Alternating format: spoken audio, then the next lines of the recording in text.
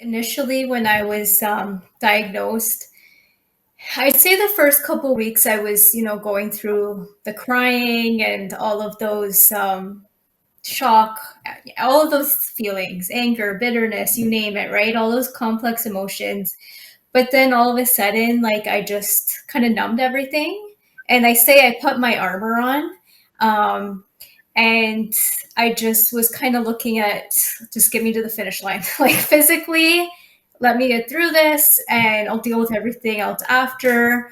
Um, so a lot of people around me, like they were falling apart, but I was like, oh no, like I'm just having surgery, like I'm going to be off work a month and everything's going to be great. And they were like, "Oh, you're so positive and strong," and like, yeah, I'm all of those things, but I was just not. I hadn't even processed it yet, so yeah, it wasn't until after the physical part when once I started feeling better, and coming up on my 1 year scan is when it really hit me hard, of what my body had just been through. And I just started feeling kind of down about it. And I would have conversations with family and friends, and a lot of people were trying to encourage me and look on the bright side and the silver linings. Like,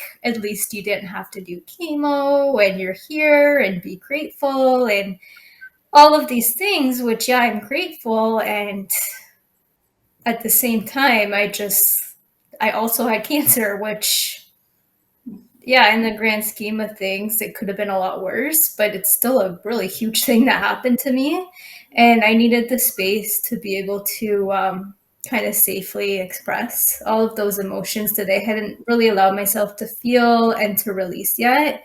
So I reached out for counseling, and that was like my lifeline, like the best investment I've ever made in myself.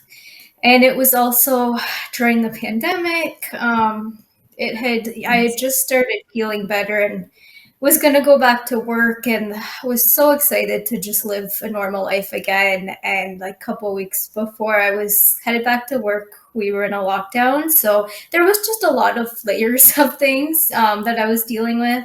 So yeah, counseling was a place where I was able to really allow myself to feel, to stop numbing the emotions and just let them out and let them accept what they were, and not feel like I always had to put on a happy face.